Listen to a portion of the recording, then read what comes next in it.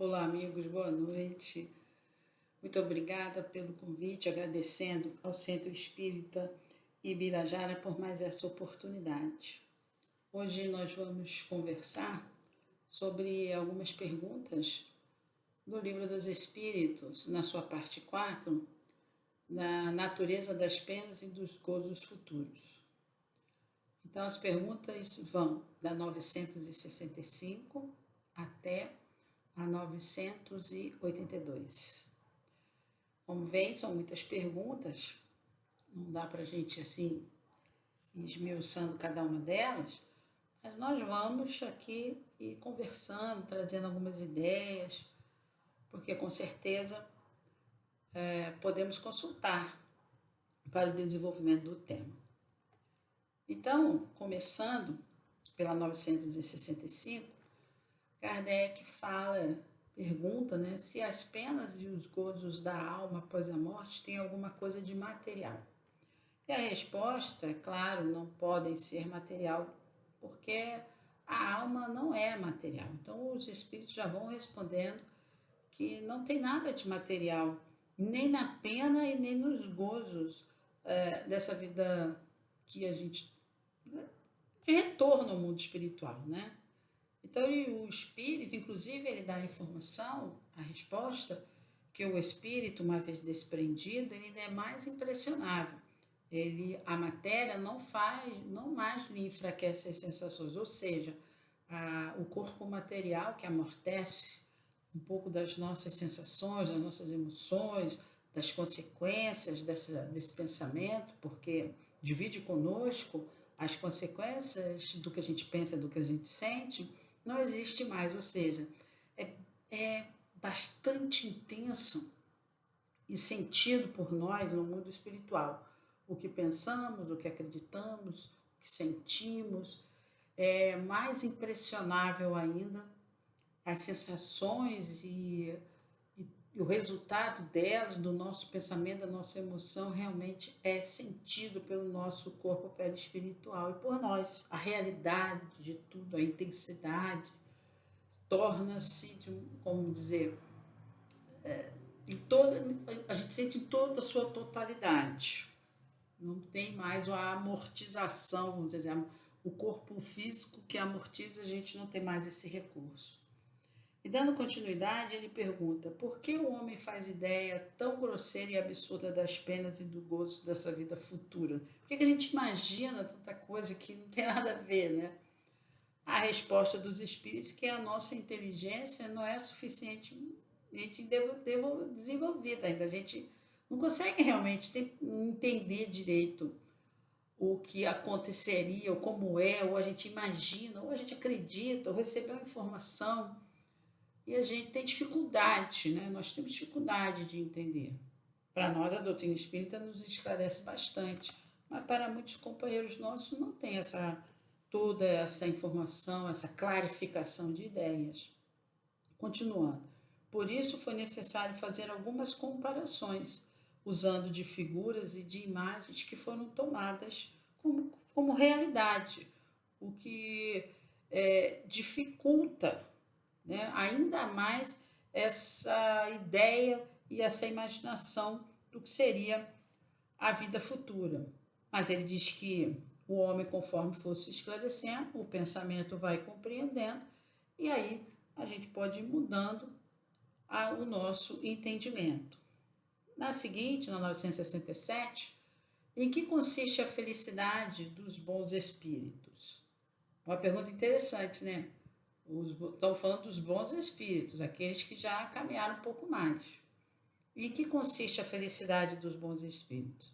Em conhecer todas as coisas e não ter mais ódio, não ter mais inveja, não ter mais ambição, ou seja, não tem mais as paixões que causam a nossa infelicidade. E a felicidade dos espíritos, dos bons espíritos, é sempre proporcional também ao seu grau de elevação moral e de conhecimento. E eles se sentem felizes por não ter mais que sofrer. Então, eles alcançam essa condição de não sofrem, Não sofrem porque se libertaram das causas principais do sofrimento, que está baseada na inferioridade moral, que são as paixões humanas, que são essas, né? O ciúme, a inveja, a cobiça. Na 968, né, Kardec fala das necessidades materiais. Com as ausências dessas necessidades materiais que causam ou até criam condições de felicidade para os espíritos. Mas a satisfação dessa necessidade não é para o homem uma fonte de gozo, quer dizer, a gente não se sente bem satisfazendo essas necessidades materiais.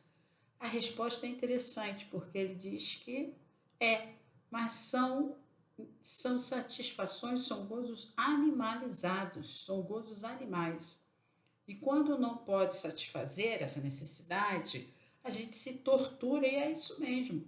Quando a gente não consegue satisfazer essa necessidade material, comer, comprar, adquirir, a gente fica aflito e nos causa realmente muita perturbação. Por isso as paixões, né? Na 969, ele diz o que se deve entender quando se diz que os espíritos puros estão reunidos no seio de Deus. Mais uma vez, ele está explorando essa questão da imagem, do que muitos de nós, atavicamente, têm nas nossas crenças interiores, né? Que os espíritos puros, os anjos, estariam na companhia de Deus.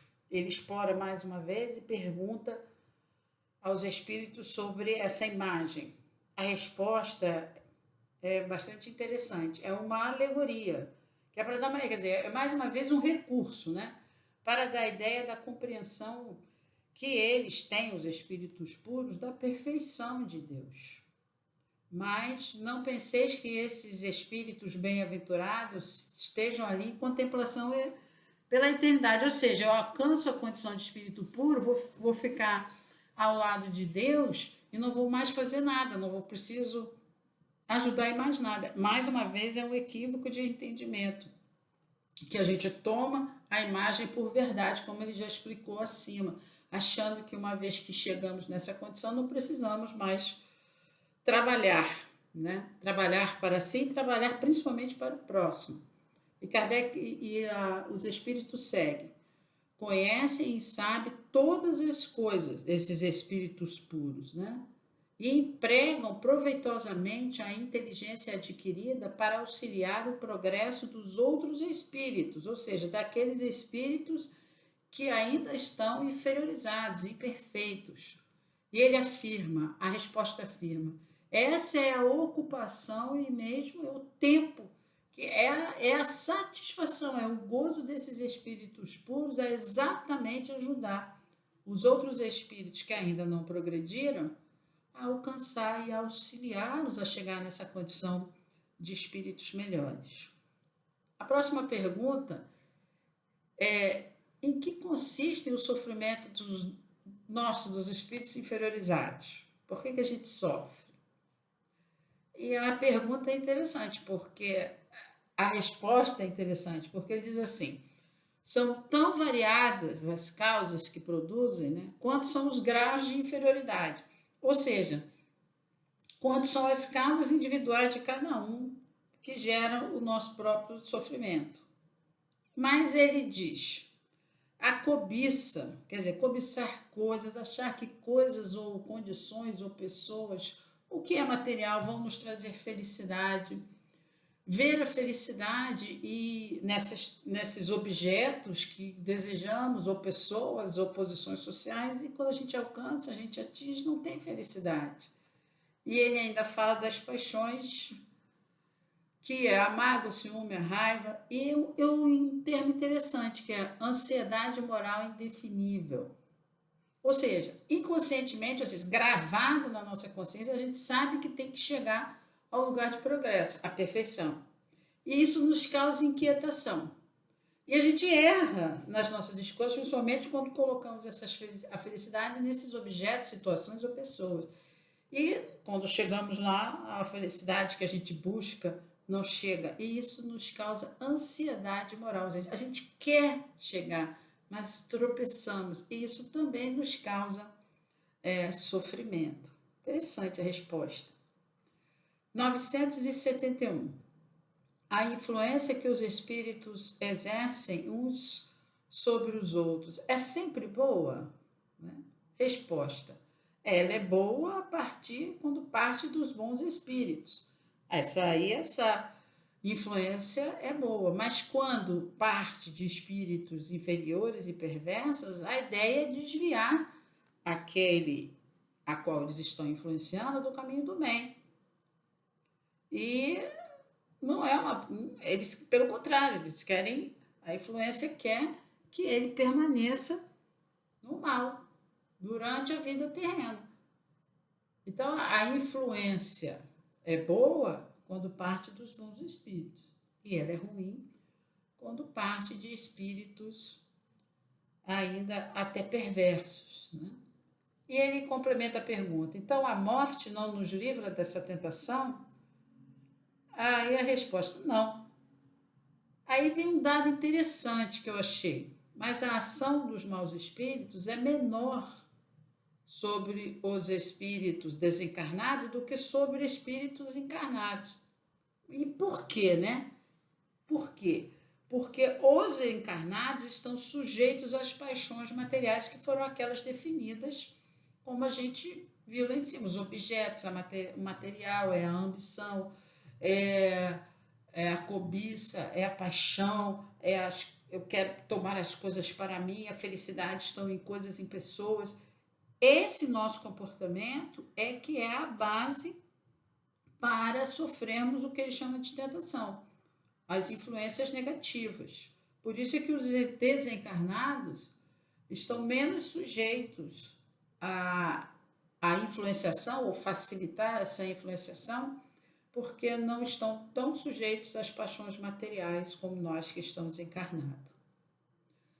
E na 972, ele diz: como procedem os maus espíritos para tentar os outros espíritos, se não dispõem do auxílio das paixões? Ou seja, como que eles não estão encarnados, eles não têm paixões materiais, estão no mundo espiritual.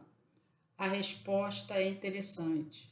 Se não tem paixão material, mas existe, entretanto, o pensamento dos espíritos atrasados, ou seja, o condicionamento dessas ações do que vivemos como paixões materiais. Então, guardamos em nós o pensamento, o condicionamento, a crença, a condição moral, o que isso facilita e até promove, né, dá condições para que essa influenciação permaneça no mundo espiritual. E ele pergunta na 972A, mas para que servem essas paixões? Quer dizer, por que mantemos essas paixões, esse pensamento, essa crença, esse valor, se não temos mais o objeto que gostaríamos de ter? Se não podemos mais comprar coisas, comer coisas, a companhia, né? Por que essas paixões permanecem em nossos pensamentos, em nossos condicionamentos? Resposta: assim é precisamente para o nosso suplício, para a gente entender que, apesar de nos mantermos nessa condição moral, aquele objeto do nosso desejo não é mais possível. Então ele dá alguns exemplos: o avarento vê o olho, mas não pode pegar. Ele quer participar de orgias, esses espíritos, mas não pode mais, porque não pertence mais ao mundo material, mas precisa refazer esse condicionamento moral. E com isso, vivendo esse sofrimento, podemos entender que é necessário reformular em si mesmo essa crença, até os objetos do nosso desejo, até os valores éticos, morais que precisamos construir ou reconstruir ou reformular em nós, através desse suplício. 973. Quais são os maiores sofrimentos que os maus espíritos podem suportar? Então, ele disse que não há descrição possível das torturas morais que constituem a punição de certos espíritos. Então, nós Os maiores sofrimentos que os espíritos inferiorizados podem suportar são as próprias torturas morais. Não é possível, não há descrição possível de torturas morais que constituam a punição de certos crimes. Os próprios espíritos que as sofrem teriam dificuldade até de dar essa ideia.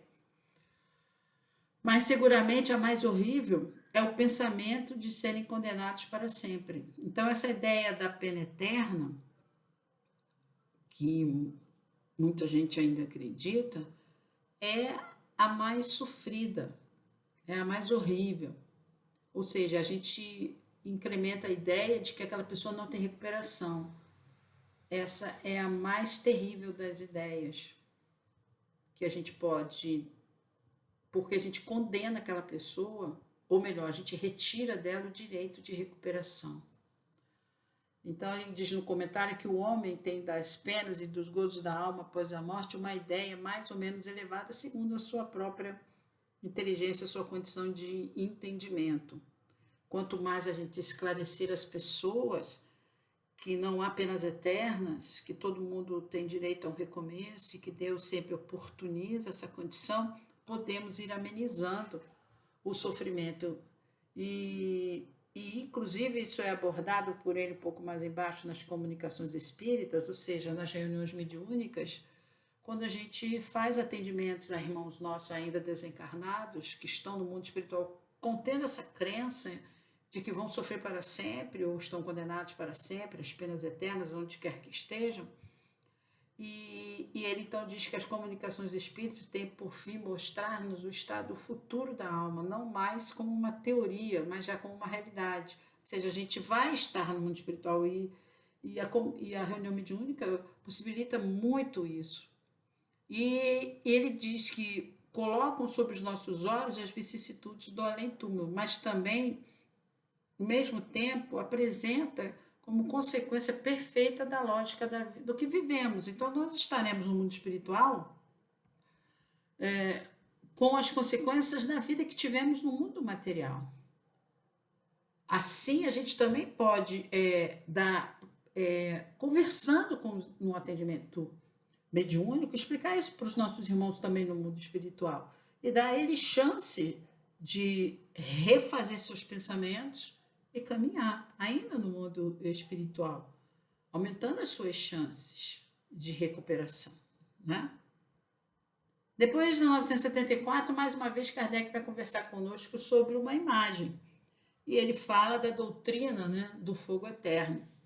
A resposta dos espíritos é essa, é uma imagem como as outras, e mais uma vez tomada como realidade.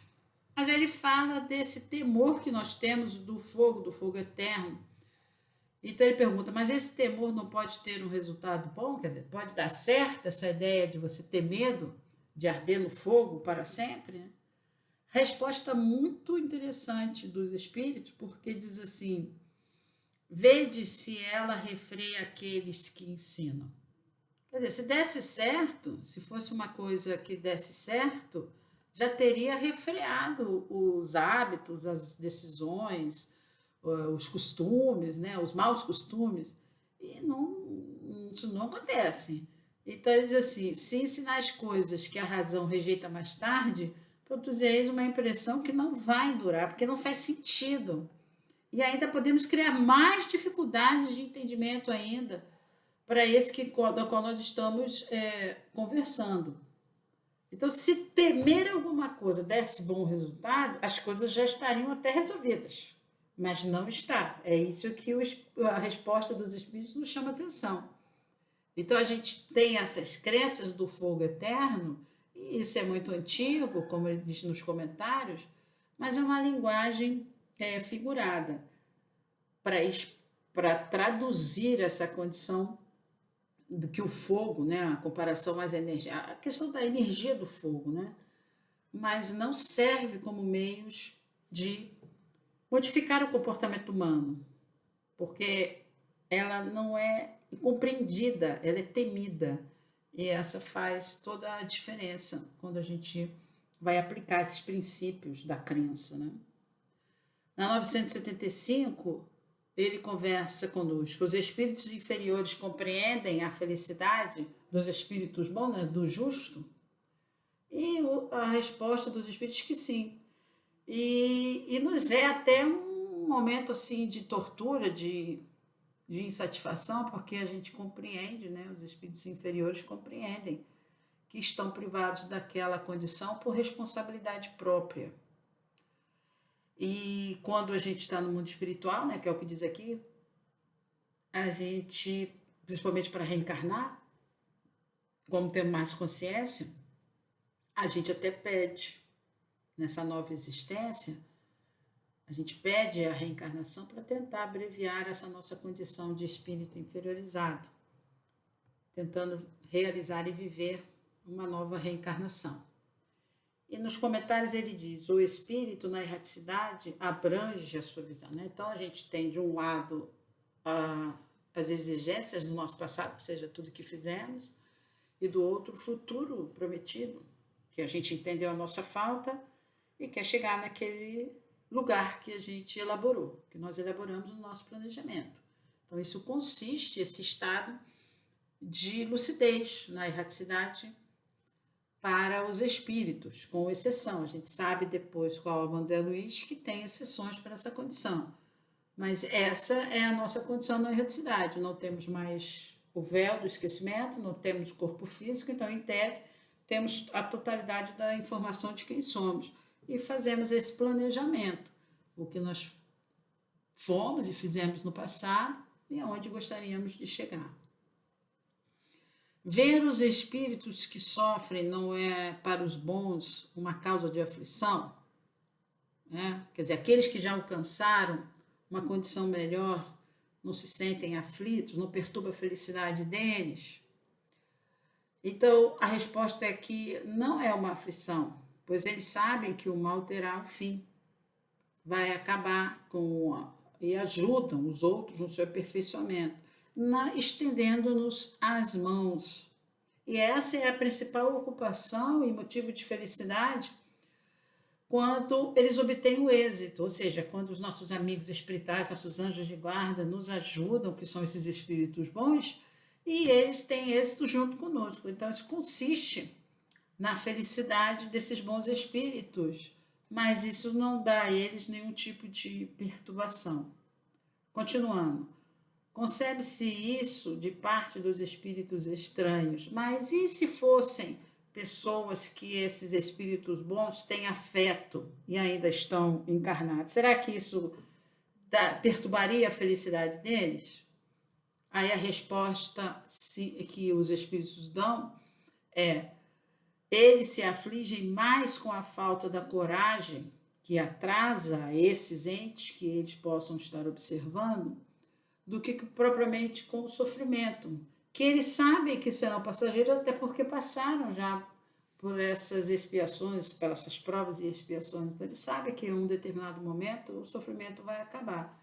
Mas a falta de coragem e determinação em avançar por condição própria vai retardando esse progresso. E isso é mais, como é que eu vou dizer, triste. Eles ficam mais tristes com essa condição do que propriamente com a vista, com o poder a observar o sofrimento daqueles que eles têm afeição. 977. Os espíritos, não podendo ocultar-se reciprocamente o pensamento e todos os atos conhecidos, segue-se que o culpado está sempre na presença da vítima. E a resposta: isso não pode ser de outra maneira.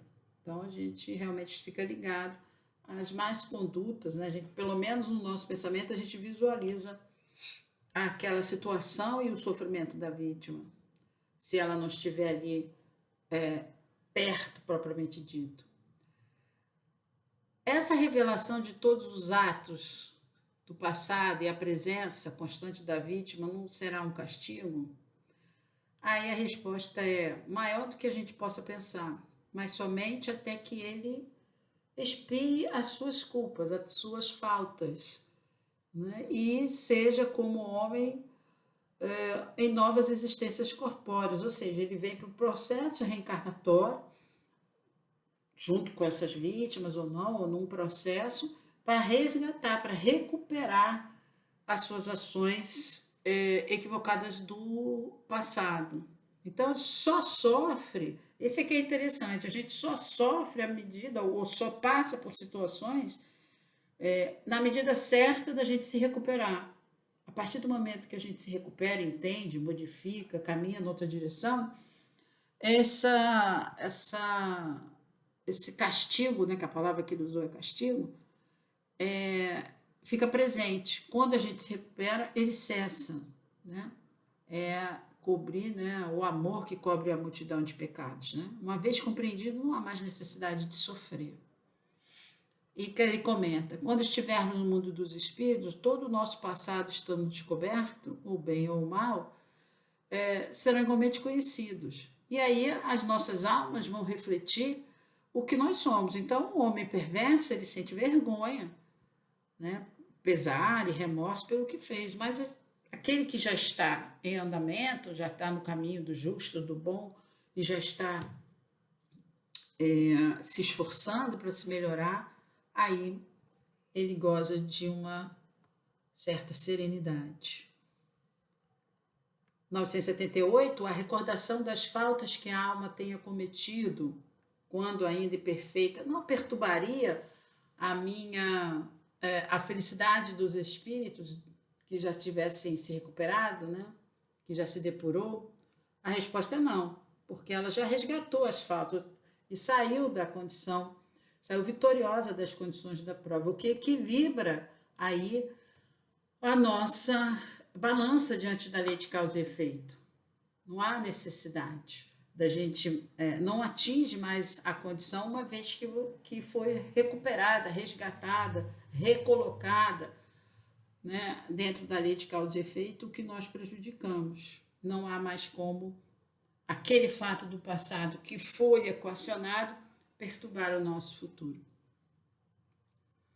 Aí ele pergunta: as provas que ainda terá que sofrer para terminar esse processo de purificação são uma preocupação penosa e perturba a felicidade daqueles que estão ali em busca de se recuperar?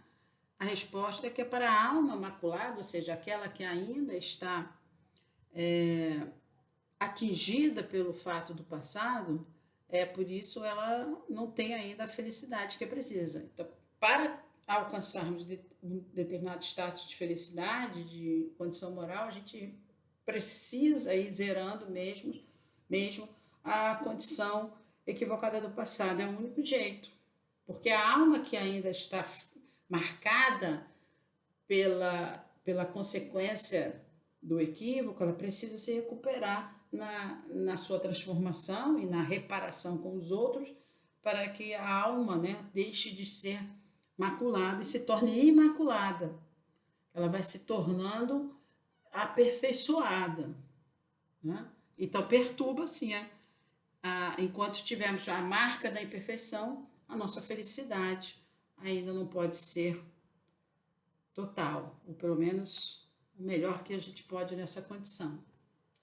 A 980, ele pergunta: o laço de simpatia que une os espíritos de uma mesma ordem é para eles um motivo de felicidade? A resposta é muito legal, porque a união dos espíritos que se simpatizam pelo bem, eles se sentem a maior recompensa que eles possam ter. Então, a afeição pura e sincera que une, né, que é o motivo da felicidade de unir essas almas, esses espíritos que podem estar encarnados ou desencarnados, é muito grande. Eles se sentem muito felizes quando estão juntos, principalmente na ação do bem. E a principal causa dessa felicidade é porque nessa condição de espíritos mais superiores não há falsidade, né? Não há hipocrisia. Então, a relação de afeição, a relação entre esses espíritos é verdadeira, o que causa a eles uma sensação muito boa de felicidade. Então, nos comentários ele diz: o homem goza as primícias dessa felicidade sobre a terra, quando encontra almas com as quais pode confundir-se numa união pura e santa. E é legal mesmo, a gente, quando encontra amigos, ou quando estamos envolvidos na ação do bem, enquanto estamos com esses amigos, que, como todos nós, estamos em busca dessa perfeição, dessa felicidade, desse aprimoramento, desse progresso, quando a gente se reúne, por exemplo, como a Comerge, que estamos todos reunidos, que sensação boa, como temos amigos ali afins e as coisas fluem, é uma sensação realmente muito boa, que a gente está experimentando só um pedacinho da felicidade. Então, estamos terminando. 981. Há diferença para o estado futuro do espírito entre aquele que temia a morte ou aquele que via com diferença, até mesmo com alegria, morrer? Né?